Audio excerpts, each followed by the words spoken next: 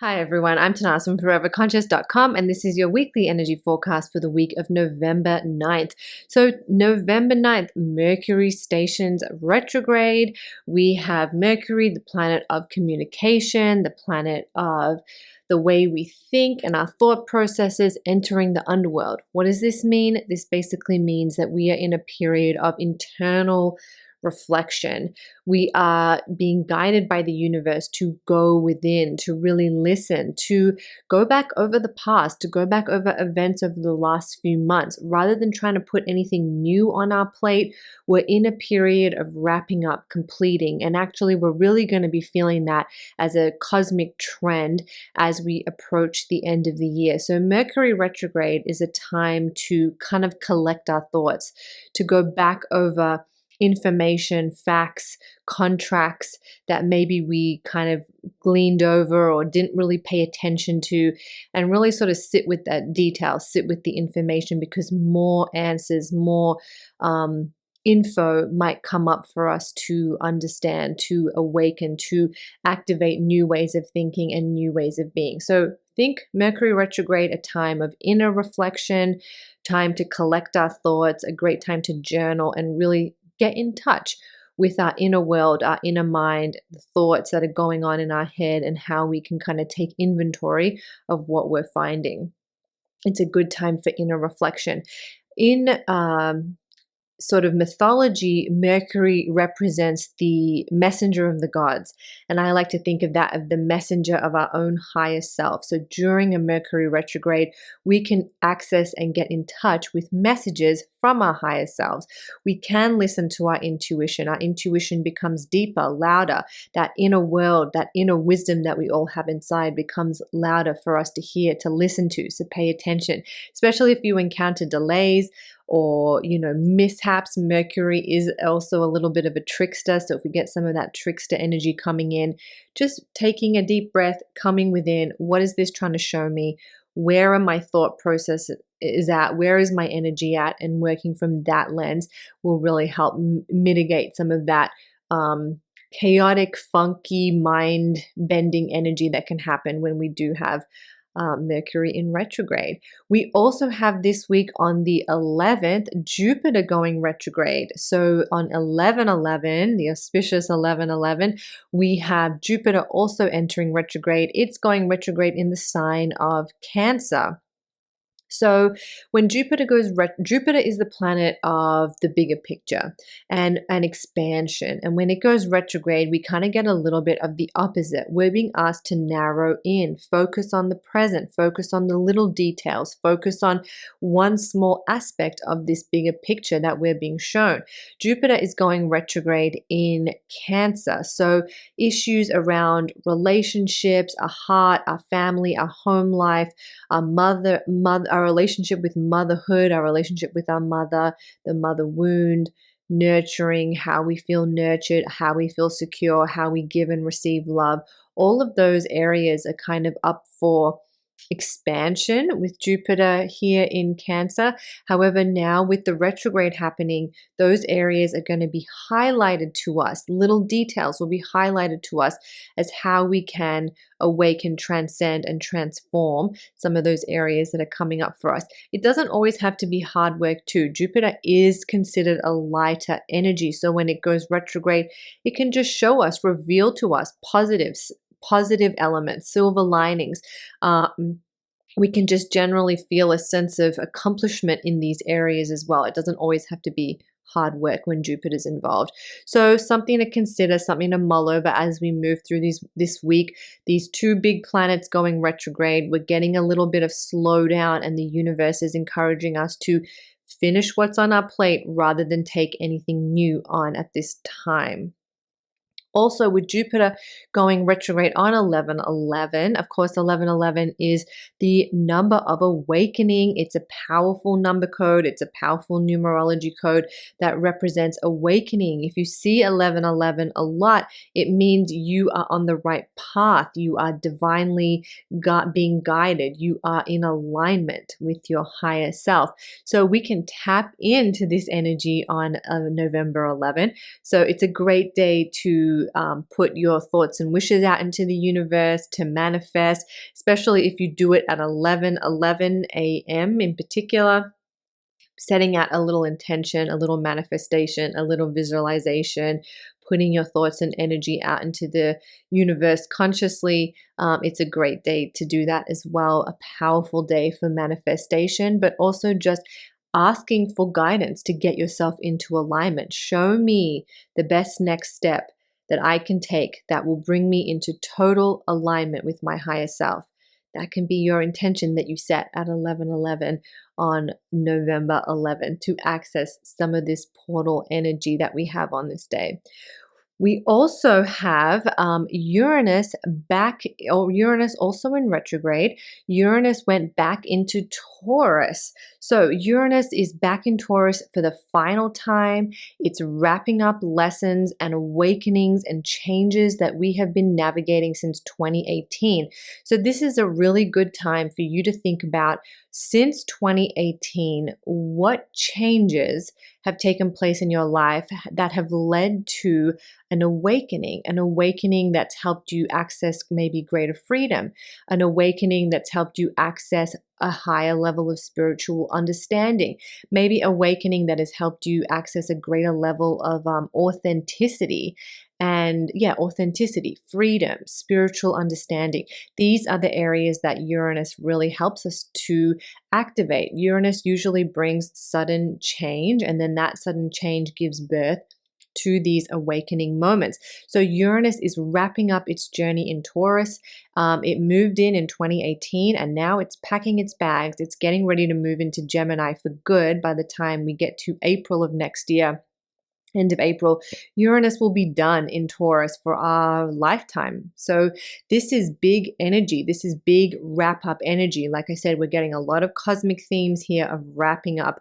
And this is a cycle that we're wrapping up that has been in operation since 2018. So ask yourself, since 2018, what big shocking changes have happened? What big life shifts have happened?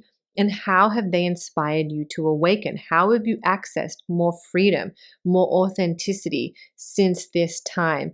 Maybe digging into that will help you to understand your Uranus in Taurus journey and how you can now move forward, especially as we come to April with Uranus moving into Gemini, activating a new part of our charts, a new part of our sort of psyche, and activating a new awakening for all of us. And if you want to get a head start on understanding what Uranus in Gemini is going to bring, I have created a report. I teamed up with another astrologer, Narayana, to come up with a report all about Uranus and Gemini and what this big cycle is till 2033. So we've got a lot of time to work with this cycle. But if you want to get a head start understanding what this might mean for you, that report is available. I'll put a link in the description box below. It's $11. Tried to keep it very affordable for everybody. You can check it out, download that, and you can have the report to come back to all through Uranus and Gemini. So it's got a lot of value there because it'll last you until 2033. And like all big transits, usually it's not until we are moving through till the end of the transit that we're really able to understand what the significance has been for us. So it's a report that you can kind of keep coming back to because it will keep landing differently with you. And that report is designed for you to read your sun, moon, rising, blend the interpretations, and then, like I said, keep coming back to that because it will land differently as we move through this transit. And now that we're at the end of the Uranus in Taurus transit, it really is a great time to reflect on those energies and how those changes and shifts have brought new awakening, new freedom, new authenticity into your life. This is how we can take what's happening in the sky and really use it to understand ourselves. Of course, the main tenet of astrology is as above, so below, as within, so without. So this is how we can use astrology to really understand ourselves and to dive deeper. So this week, kind of in a nutshell, we have a lot of energy that's asking us to slow down, to go within, to wrap up rather than take on anything new. We're really being encouraged to use this manifestation portal that we have this week with 1111 to focus on the smaller details. Don't get lost in the big picture. Come back to the present, come back to the here and now, come back into the little details. That is where our power lies. All right, I'm going to pull a card from my deck, the Cosmic Astrology Oracle, which you can get on Etsy if you're interested. Let's shuffle. We're just setting an intention for a card that's going to be our guiding card for this week. What card is going to be with us as we move through this week of November? Let's see. I think this card, Follis. We got Follis, Higher Truth. Well, I think this is a really interesting card to get, the card of Higher Truth. It's also card number 40 if you have the deck and you want to put it on your altar. Follis is the card of Higher Truth, and I think that's really interesting with Mercury going retrograde. I think sometimes truths can come up, a higher truth, a truth that maybe wasn't in our consciousness or on our wavelength earlier, but now here it is. It's come up and this has become a higher truth. There are so many laws of spirituality and laws of the universe, but what two things that are opposite can be true. I don't know if that makes sense, but we can manifest by putting our thoughts out into the universe, but also we don't always get what we want. We get what we're in alignment with, what our soul came here to learn. You might try to manifest something, but if it's not meant for you, it's not going to happen. But on the same time, we do have the powers to manifest things that we want. So it's like two things can be true at the same time. And I think wherever we're landed, we can work with a higher truth, whatever higher truth is resonating for us.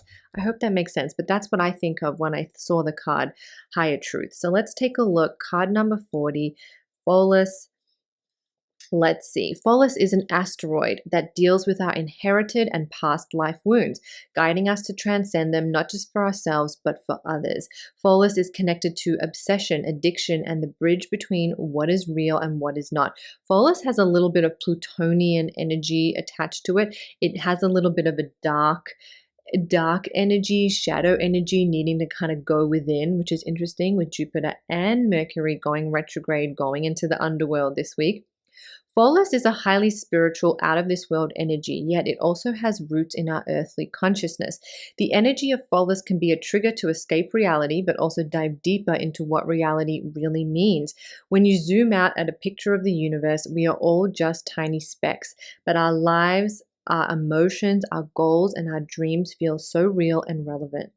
Follis can expose new truths, higher insights, and thoughts and feelings that run far beyond this reality. You have drawn this card as your spiritual awareness is expanding. Perhaps you are moving in a deeper connection with your spirit guides, or perhaps you are having awakenings that are altering your state of consciousness. We just spoke about awakenings with Uranus moving back into Taurus for the last time, giving us the final aha, final awakening moments. Maybe you're feeling that. Maybe you're receiving more awakenings right now, and this card is kind of adding to that. While your spiritual gifts are growing, you need to be mindful of keeping your energy grounded. This card can also be a warning sign not to lose touch with the human experience.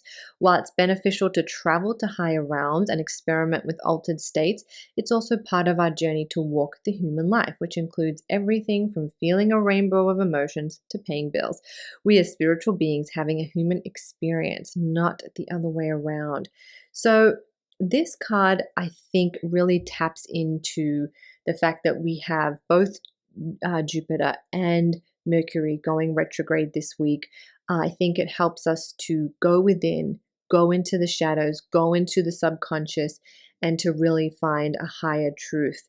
And with with Uranus wrapping up its journey in Taurus, maybe there is a higher awakening for all of us. So I hope that was helpful. Like I said, you can get this deck and it's designed to be used as a divination tool, but also to help you learn astrology. So if you're interested in that, go to Etsy. The link is below. And then also on my Etsy store, your moon calendars for 2026 are now available. If you want this in time for the end of the year. I highly suggest getting onto it, especially if you do not live in the US and you're relying on international shipping. This is a time to get your moon calendars. It's got the birth flower. This year I did birth flowers, cosmic artwork, an affirmation that's designed to flow with the energies of the month. You get the dates for the full moons, new moons, eclipses, zodiacs, stargates, all the good stuff, all the stuff you need so you can stay cosmically aligned in 2026. Okay, everybody, thank you so much. I'm Tanaaz from Forever Conscious. I'll see you next week.